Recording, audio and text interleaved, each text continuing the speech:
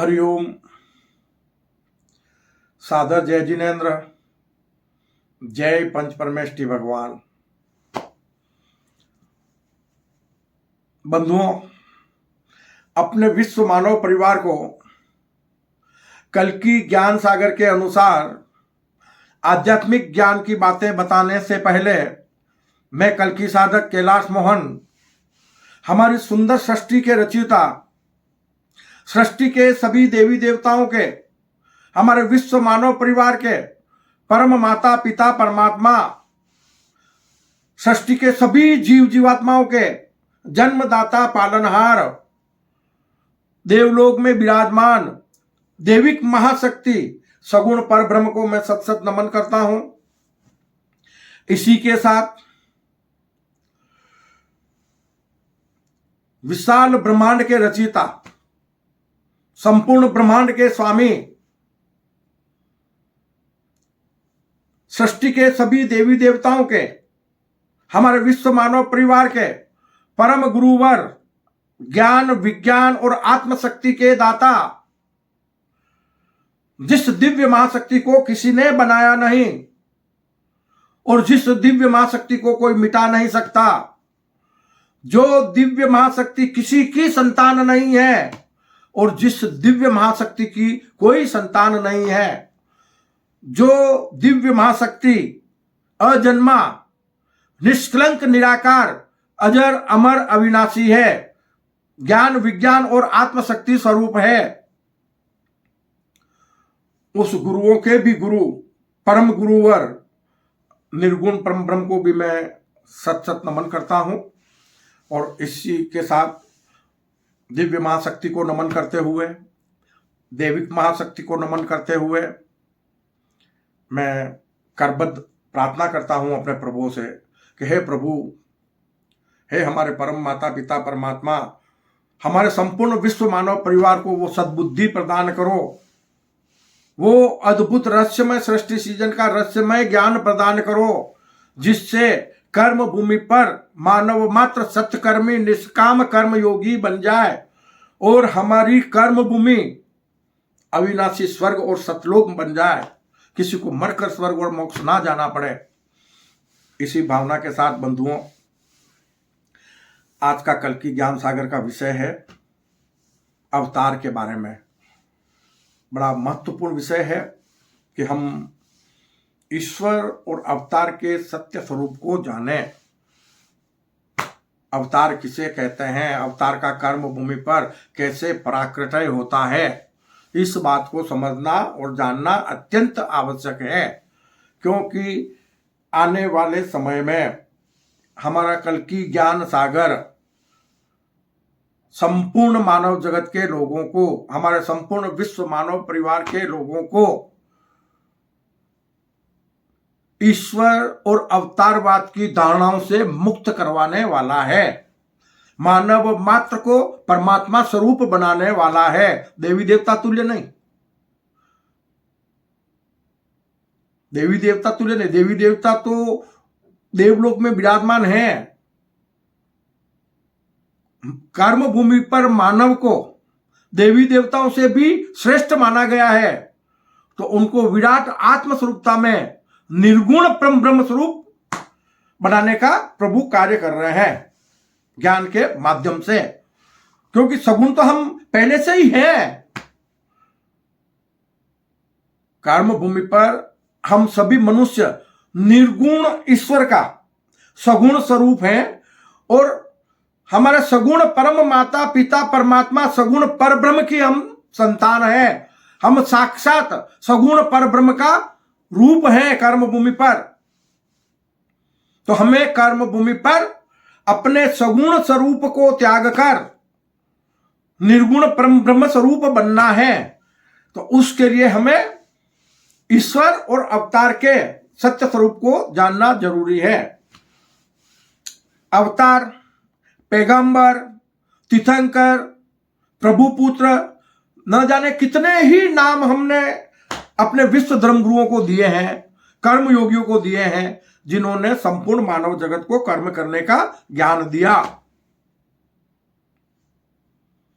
अपने अपने धर्म संप्रदाय के अनुसार, अपने अपनी भाषाओं के अनुसार उन धर्मगुरुओं को मान्यता दी गई और वो विश्व धर्मगुरु के रूप में याद किए जाते हैं।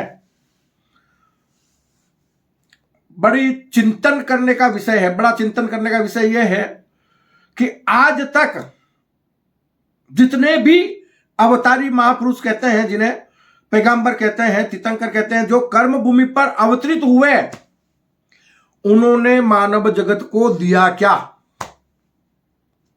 चिंतन करने का विषय है।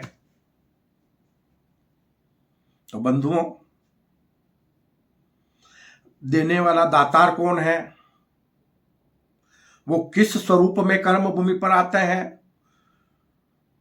और हम उनके किस स्वरूप को मान रहे हैं? जबकि देने वाले का कोई रूप रंग है ही नहीं। भले कितने भी पैगंबर हुए, कितने भी तीर्थंकर कर्म भूमि पर हुए जिन्हें हम मानते हैं, और कितने भी अवतार हुए और या आगे और भी होने वाले हैं, उन सभी में, उन महान आत्माओं में प्राकट्य एक सिर्फ निर्गुण परम ब्रह्म का होता है।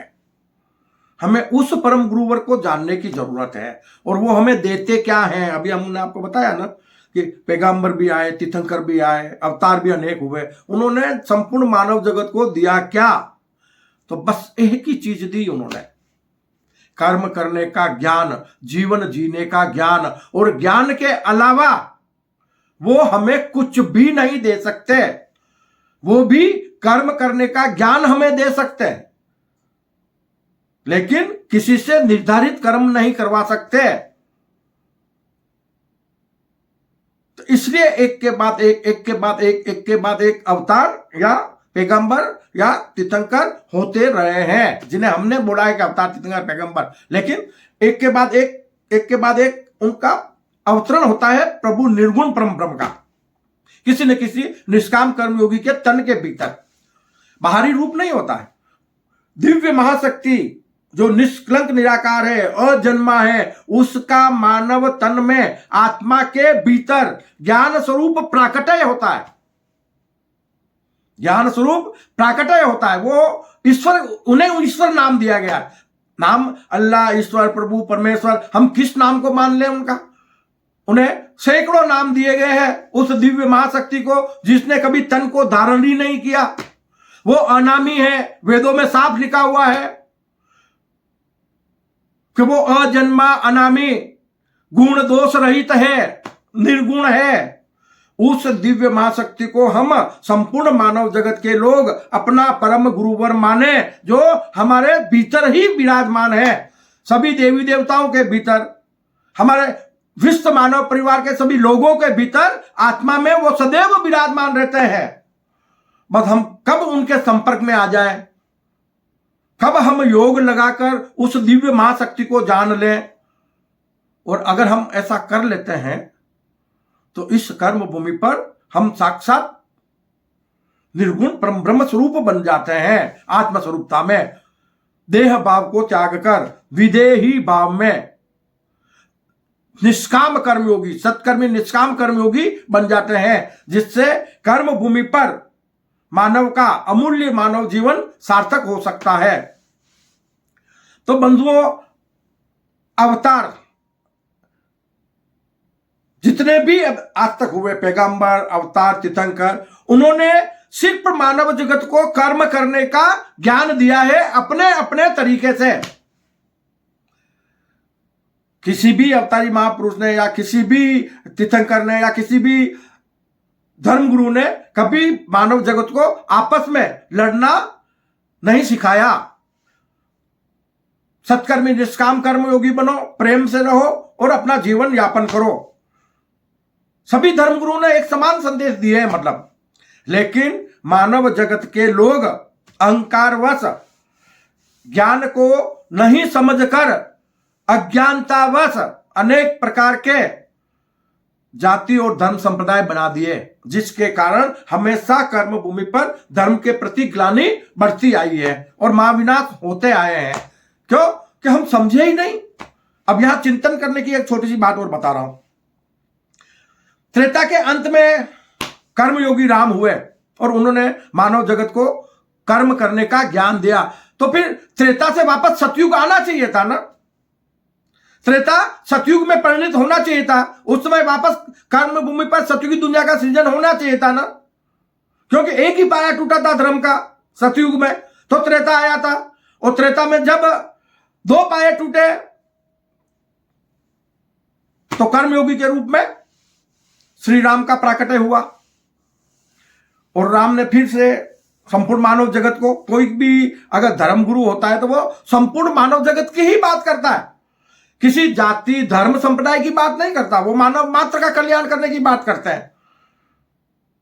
वो किसी जाति धर्म संप्रदाय को ज्ञान नहीं देता है, संपूर्ण विश्व मानव परिवार को ज्ञान देता है, भले वो अवतार हो, भले तीर्थंकर हो या पैगंबर हो, कोई भी धर्म गुरु होगा वो मानव मात्र का कल्याण चाहेगा। क्यों? कि वो धर्म गुरु एक ऐसा कर्म योगी होता है जो देह भाव को त्याग कर निष्काम कर्म योगी बन जाता है, तभी तो निर्गुण परम ब्रह्म का उस कर्म योगी के भीतर प्राकट्य होता है।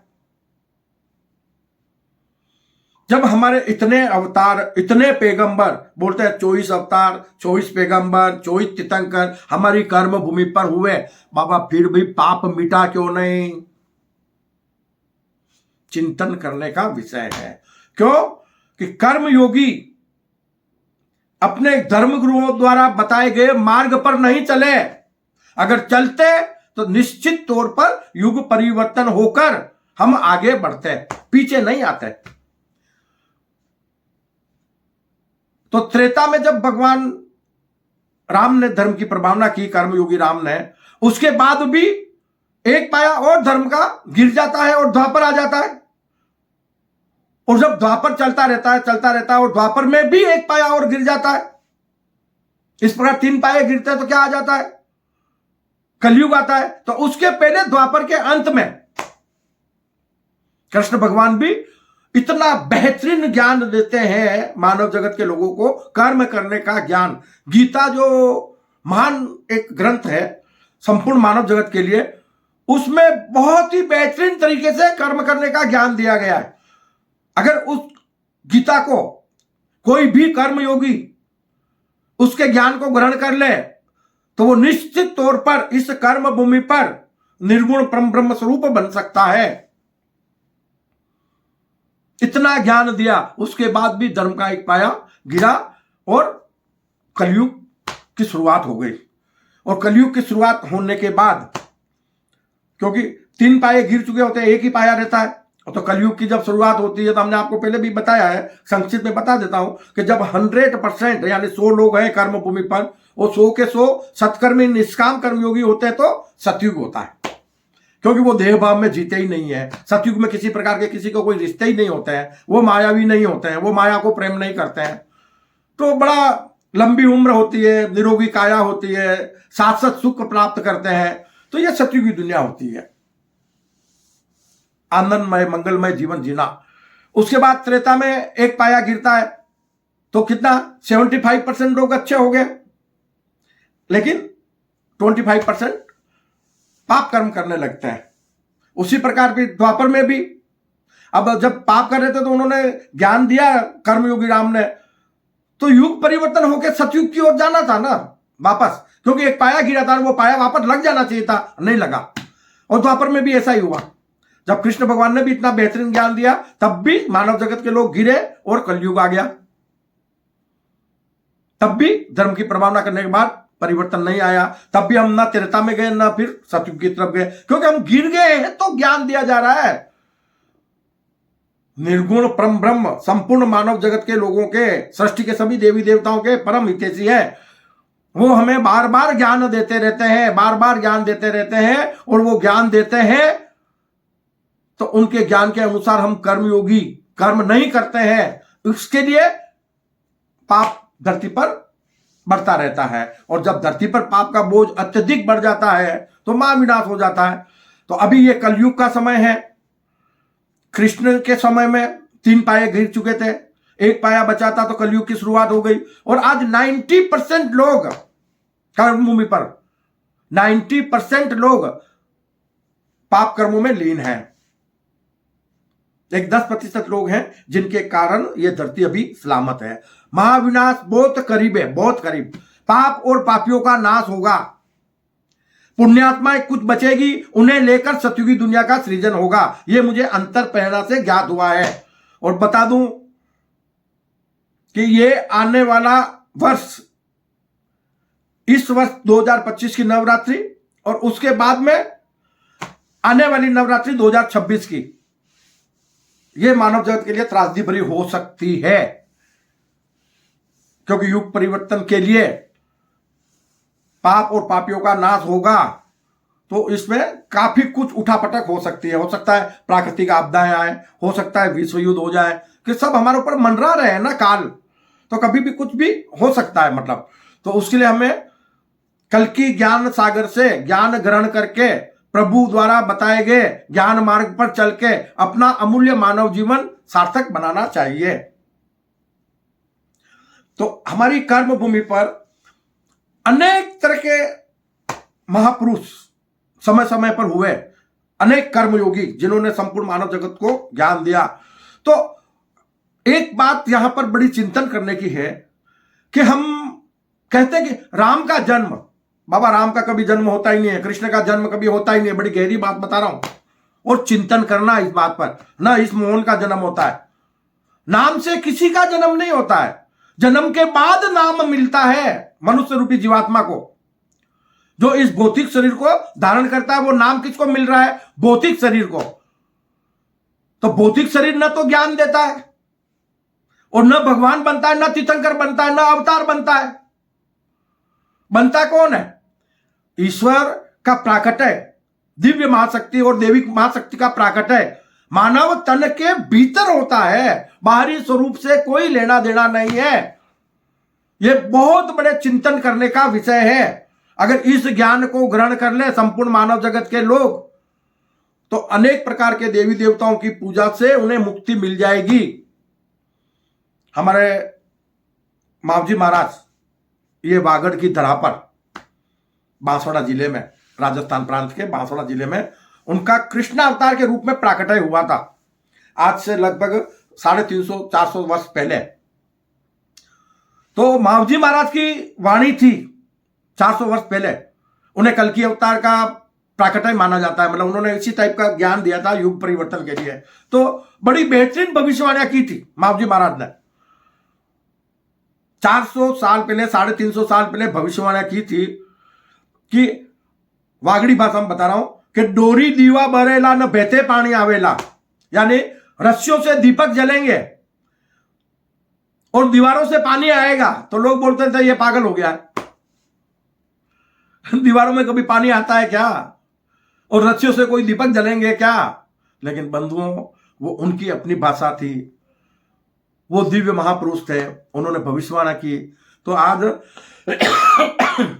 हम देख रहे हैं कि बिजली के तार एक तरह से रस्सी के जैसे ही है वो, और बिजली के तारों से रोशनी मिल रही है हम लोगों को, लाइटें जल रही है, दीपक जल रहे हैं।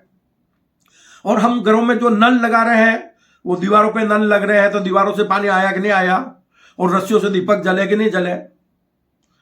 तो ऐसे महान भव्य आत्मा का प्राकट्य कर्म भूमि पर समय समय पर होता आया है। तो उन्होंने ही भविष्यवाणी में बताया था कि आने वाले समय में कि सब देवन ना डेरा उससे निष्कलंक नो डेरो रे से। मावजी महाराज ने बताया था 400 साल पहले, तकरीबन 350-400 साल पहले, कि सब देवन ना डेरा उससे निष्कलंक नो डेरो रे से। हिंदू मुस्लिम एक थाव से न एक थाली में जीमण जिम से। हिंदू मुस्लिम एक थाव से एक थाली में जीमण जिम से। अब इस काव्य का मतलब क्या है? मतलब ये कि आने वाले समय में अनेक प्रकार के देवी देवताओं की पूजा बंद हो जाएगी, अनेक प्रकार के धार्मिक स्थल गिर जाएंगे, मतलब समाप्त हो जाएंगे। कैसे? मंदिर, मस्जिद, चर्च, गुरुद्वारे, वो सब सेवा आश्रम के रूप में बदल जाएंगे अलग अलग। क्यों? कि वहां संप्रदायवाद मिट जाएगा। तो क्या रहेंगे? मानव सेवा संस्थान के सेवालय, जहां से असहाय लोगों की सेवा की जा सके और संपूर्ण मानव जगत के लोगों को कर्म करने का ज्ञान दिया जा सके और जीवन जीने का ज्ञान दिया जा सके। तो ये बात पहले ही माम जी महाराज ने बता दी है कि आने वाले युग में जब परिवर्तन आएगा तो मानव जगत के लोग अनेक प्रकार की देवी देवताओं की पूजा करना बंद कर देंगे। अब हम आपको बताते हैं सनातन धर्म के अनुसार, समझना इसी बात को जो माम जी महाराज ने बताई है कि सनातन धर्म के अनुसार सृष्टि के सभी देवी देवता, सृष्टि के सभी जीव और मानव कर्म भूमि पर एक ही सगुण परब्रह्म के मायावी रूप है। भाई सृष्टि का सृजन और विस्तार करने के लिए सबसे पहले एको अहम बहुश्याम निर्गुण परम ब्रह्म की भावना से या मन की इच्छा से विशाल ब्रह्मांड की उत्पत्ति होकर उन्हीं का स्वरूप सगुण परब्रह्म अर्धनारीश्वर के रूप में प्रकट हुआ और वो उस स्वरूप से सृष्टि का विस्तार करने के लिए, उस स्वरूप का प्रतीक है शिवलिंग निराकार का, और उस स्वरूप से सृष्टि का विस्तार करने के लिए नर और नारी का उस स्वरूप ने रूप धारण किया और उसके बाद में सृष्टि में अनेक प्रकार के जीव जीवात्माओं के बाद में अनेक प्रकार के देवी देवताओं और मानव की उत्पत्ति हुई। तो हम दिखने में अनेक है लेकिन हम सब में एक है। तो बोलते हैं ना, कल की ज्ञान सागर कहता है कि अनेकता में एकता, हिंद की विशेषता और हिंद की विशेषता बने विश्व की विशेषता। कल की ज्ञान सागर वो कार्य कर रहा है कि हम शारीरिक रूप से दिखने में भिन्न भिन्न हैं लेकिन हमारे भीतर की संरचना, हमारे भीतर जो दिव्य महाशक्ति है, हमारे भीतर जो दैविक महाशक्ति है वो एक ही है, सब में भिन्न भिन्न नहीं है। तो फिर हम क्यों आपस में एक दूसरे से वेरा भाव कर कर और धर्म के नाम पर, जाति संप्रदाय के नाम पर लड़कर अपने अमूल्य मानव जीवन को क्यों हम मिट्टी में मिला रहे हैं। आज हमारे कर्म भूमि पर एक निकट भविष्य में भविष्यवाणी कर दी थी, क्योंकि हमने आपको बताया कि कर्म भूमि पर राम का जन्म नहीं होता है, जन्म को नाम मिलता है राम। जब जन्म होता है मां की कोख से तो वो अनामी होता है, कोई भी बच्चा, उसका कोई नाम नहीं है। प्रभु निर्गुण परम ब्रह्म है कि नहीं, अनामी, ऐसा ही वो अनामी है। नाम हम लोग दे रहे हैं, जाति पंथ संप्रदाय उसका हम लोग बना रहे हैं, उससे रिश्तेदार हम लोग बना रहे हैं। पहले कुछ भी नहीं है, वो आया बिल्कुल एकदम परमात्मा स्वरूप में आया है, इसलिए बोलते हैं कि बच्चा परमात्मा का रूप है, भगवान का रूप है। तो यहां समझो इन बातों को। तो इसी तरह से जितने भी महापुरुष कर्म भूमि पर हुए सबको मानव जगत के लोगों ने या उनके माता पिता ने अपने अपने हिसाब से उनको नामांकन किया और नाम दिया और उन नामों की हम पूजा कर रहे हैं, जबकि काम किसने किया, बिना नाम वाले ने। चिंतन करना इस बात पे, क्यों कि वो बिना नाम वाला तो भीतर बैठा था। तो ये तन क्या है, तन एक मनुष्य रूपी जीवात्मा के लिए ये रथ के समान है। उसके ऊपर मनुष्य रूपी जीवात्मा सवार होकर कर्म भूमि पर भ्रमण करता है और कर्म करता है। किसके लिए, अपने आत्म कल्याण के लिए, अपने भीतर के विराट आत्म स्वरूप को पाने के लिए हमारा कर्म भूमि पर प्राकट्य हुआ है। तो हम वो तो कर नहीं पाते हैं और तन के बनकर जीवन भर तन के लिए कर्म करते रहते हैं और आपस में लड़ते रहते हैं, तेरा मेरा यूं। अब तेरा मेरा, जाति पंथ संत संप्रदायवाद सब किसको लेके हो रहा है, ये तन को लेके। तो बाबा विदेही भाव में आ जाओ ना, रहो इस तन में, लेकिन देह भाव को त्याग दो। मैं शरीर नहीं हूं, मैं एक विराट आत्मा हूं, मैं उस आत्मा का अंश हूं जो संपूर्ण ब्रह्मांड के स्वामी है।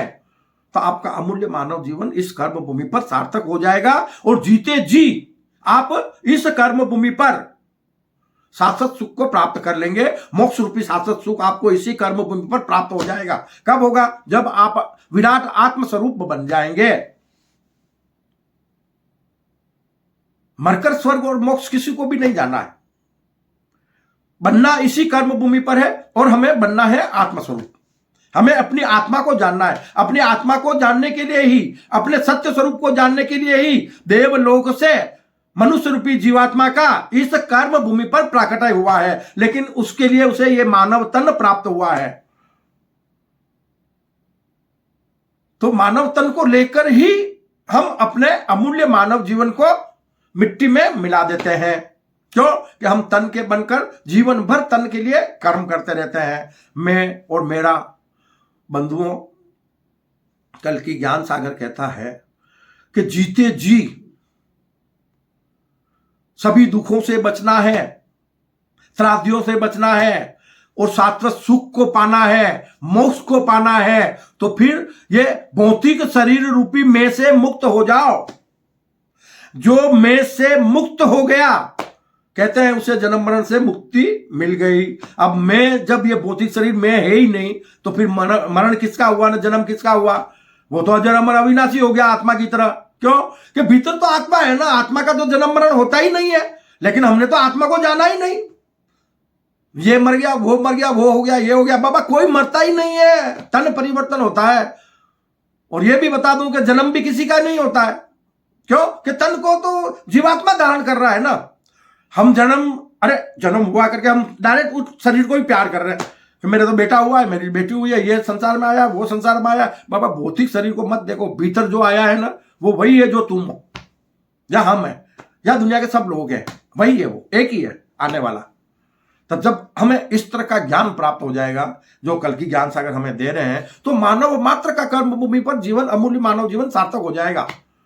तो बंधुओं, आज तक जितने भी महापुरुष, अवतारी महापुरुष, तीर्थंकर, पैगंबर, जो भी हुए अवतार, उन्होंने हमें सिर्फ कर्म करने का ज्ञान दिया, जीवन जीने का ज्ञान दिया। इसलिए कल की अवतार भी जो बताया गया कि निकट भविष्य में होंगे करके, लेकिन ईश्वरीय कार्य की शुरुआत हो चुकी है। और हम आपको बताते हैं अंतःप्रेरणा से जो बात ज्ञात हुई है कि इस बात को 100% नोट कर लेना कि कल की अवतार के नाम से कोई भी तनधारी इस कर्म भूमि पर जन्म नहीं लेगा। क्यों? कि उस दिव्य महाशक्ति का प्राकटय होता है जन्म मरण नहीं। मानव तन के भीतर वो परकाय प्रवेश करते हैं, जो दिव्य महाशक्ति है, दैविक महाशक्ति है, वो उनका कर्म भूमि पर जन्म मरण नहीं होता है। वो परकाय प्रवेश करते हैं, पर दूसरी एक काया में प्रवेश करते हैं और अपना कार्य करते हैं वो। और ये बातें आपको गीता में समझाई गई है बहुत अच्छी तरह से। भगवान कृष्ण ने, यानी कर्मयोगी कृष्ण ने भी इसके बारे में अच्छे से बताया है। तब भी लोग ईश्वर और अवतारवाद को समझ नहीं पाए। अब कल की ज्ञान सागर भी आपको, संपूर्ण मानव जगत के लोगों को ईश्वर और अवतारवाद की धारणाओं से मुक्त कराने वाला है। क्यों? कि खुद को पहचानोगे तो खुदा बन जाओगे। जिसने आत्मा को जाना, उसने सब कुछ जान लिया।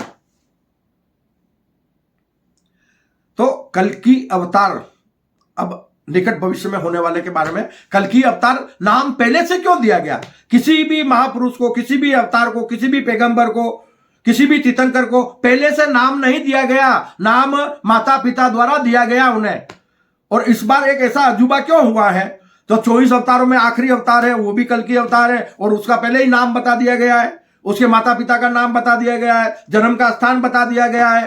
तो बंधुओं, कल की ज्ञान सागर कहता है कि ये सब तुलात्मक भविष्यवाणी है। कल की शब्द का मतलब है कि अवतार हमेशा, यानी दैविक महाशक्ति अर्धनारीश्वर के रूप में प्रकट होती है। लेकिन हमने राम को अवतार बनाया, सीता को नहीं। हमने कृष्ण को अवतार बनाया, रुक्मणी और राधा को नहीं। अवतार तो परब्रह्म का होता है, तो परब्रह्म का ही अवतार मानो ना, उसे परब्रह्म ही कहो ना। क्यों मनुष्य रूपी नाम उसे दे रहे हो?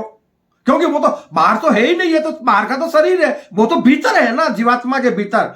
तो भाई बोलो ना कि परब्रह्म का प्राकटय हुआ, सगुण परब्रह्म का प्राकटय हुआ, सगुण परब्रह्म ये कार्य कर रहे हैं, एक का नाम पुकारो ना। तो कहते हैं कि कर्म भूमि पर हम एक शिवलिंग के दर्शन कर लें। किसके? शिवलिंग के। तो सृष्टि के सभी देवी देवताओं के दर्शन हो जाते हैं, सभी पवित्र नदियों के दर्शन हो जाते हैं। कहीं से भी आपको कभी किसी तीर्थ पे जाने की जरूरत नहीं है, सिर्फ एक शिवलिंग के दर्शन कर लो। ये एक आध्यात्मिकता कहती है। तो फिर एक को जानो, एक को मानो और अपना अमूल्य मानव जीवन सार्थक बनाओ। अब कल की नाम क्यों दिया गया? कल्कि का मतलब अर्धनारीश्वर स्वरूप अवतार होता है। हमेशा अवतार के साथ में नारी भी साथ में होती है, यानी शिव और शक्ति का अवतरण होता है परब्रह्म के रूप में। प्राकटय परब्रह्म का होता है और शिव शक्ति का होता है, तो वो अर्धनारीश्वर का होता है। तो अर्धनारीश्वर को हमें मानना चाहिए अवतार। तो हमने एक पुरुष तन को माना, तो पुरुष प्रधान दुनिया हो गई, और माता शक्ति का तो कहीं नामो निशान ही नहीं है। हमारे बहुत सारे लोग भी बोलते हैं परम पिता परमात्मा। अरे भाई, परम पिता परमात्मा बोलते हो, माता नहीं होती तो आप आते कहां से?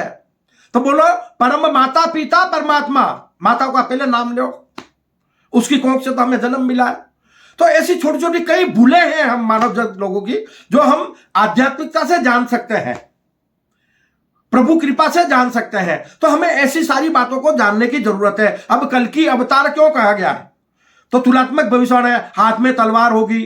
भैया, तलवार ज्ञान की प्रतीक है, वो मानव जगत के लोगों के मस्तिष्क में तामसिक प्रवृत्तियों का नाश करेगी, इसलिए वो तलवार हाथ में बताई गई है। घोड़ा सफेद, सफेद घोड़ा विश्व शांति का प्रतीक है, तो उसे सफेद घोड़े पे बताया गया है। माता पिता का नाम विष्णुदत्त और सुमति बताया गया है, तो सुमति का मतलब तो आप भी जानते हो कि एक बुद्धिमान महिला करके, और विष्णुदत्त बताया गया है, तो हरि विष्णु के बारे में बताया गया है वो कितने गुणवान है। तो उसके जैसा एक इंसान होगा जो संपूर्ण मानव जगत का कल्याण चाहेगा। तो ये सब तुलनात्मक भविष्यवाणियां हैं, उन भविष्यवाणियों को समझो। क्यों? कि कोई भी इंसान सदमार्ग पर चलकर, ईश्वर का अलग से कोई अस्तित्व नहीं है। भगवान महावीर ने भी कहा है कि कोई भी इंसान कर्मयोगी सदमार्ग पर चलकर ईश्वर तत्व को पा सकता है, परमात्मा स्वरूप बन सकता है, अपने विराट आत्म स्वरूप को पा सकता है। तो कल की अवतार, कल की का मतलब काल का भी काल, महाकाल, काल का भी काल, महाकाल, जो एक पल में पाप और पापियों का नाश कर देते हैं। और महाकाली माता शक्ति को कहा गया है, उसका एक रूप है महाकाली का। तो महाकाल और महाकाली का सामूहिक रूप उसे कल्कि कहा गया है। और उस कल्कि का अवतरण यानी अर्धनारीश्वर का अवतरण मानव तन के भीतर होता है। किसमें? निष्काम कर्मयोगी के तन के भीतर। और उसके बाद में निर्गुण परम ब्रह्म का उस तन में ज्ञान स्वरूप उसकी आत्मा में प्रकटय होता है। और उसके बाद में सगुण पर ब्रह्म और निर्गुण परम ब्रह्म दोनों का एकाकार होता है। प्रभु अपने स्वरूप को उस मानव तन के भीतर रखते हैं। यह मानव तन तो एक रथ के समान है, जिस पर अर्जुन और कृष्ण दोनों सवार हैं। एक कर्म करने वाला है, दूसरा ज्ञान देने वाला है। और उस तरह से कर्म भूमि पर धर्म की प्रभावना होती है। ये सब बातें हमें गीता में भी तो समझाई गई है। तो हम आध्यात्मिक ज्ञान की गहराइयों को जाने कि कल की अवतार भी संपूर्ण मानव जगत को क्या देने वाले हैं, सिवाय ज्ञान के अलावा, कर्म करने का ज्ञान, उसके अलावा एक रत्ती भर भी परमात्मा मानव को कुछ भी नहीं दे सकता। क्यों? कि मानव जीवन कर्म प्रधान है और हमें सब कुछ अपने कर्मों से प्राप्त करना है। हम अपने कर्मों से ही अकर्मी बनकर विराट आत्म स्वरूप को पा सकते हैं। इस कर्म भूमि पर हम मोक्ष रूपी शाश्वत सुख को पा सकते हैं। अपनी ही कर्म भूमि को हम अविनाशी स्वर्ग बना सकते हैं। तो बंधुओं, ऐसी छोटी छोटी बहुत सारी बातें हैं। हम ज्यादा वीडियो को लंबा नहीं बना सकते, तो हम छोटी छोटी बातें आपको इस तरह से बताते रहेंगे। और आप भी इन बातों को या अपने कल की ज्ञान सागर के जो वीडियो हैं वो जन जन तक पहुंचाने का प्रयास करें। कल की ज्ञान सागर वीडियो को या इसके चैनल को ज़्यादा से ज़्यादा सब्सक्राइब करावें, ज़्यादा से ज़्यादा लाइक शेयर करें, और जितना जल्दी हो सके संपूर्ण मानव जगत के लोगों के बीच ईश्वरीय ज्ञान की प्रभावना हो, हमारी कर्म भूमि पर पाप का नाश होवे और मानव मात्र का अमूल्य मानव जीवन सार्थक हो जाए। इसी भावना के साथ में सभी का कल्याण चाहते हुए मैं अपनी वाणी को विश्राम देता हूं। जय अहिंसा, ओम विश्व शांति। सत्यमेव जयते, सत्यमेव जयते, सत्यमेव जयते।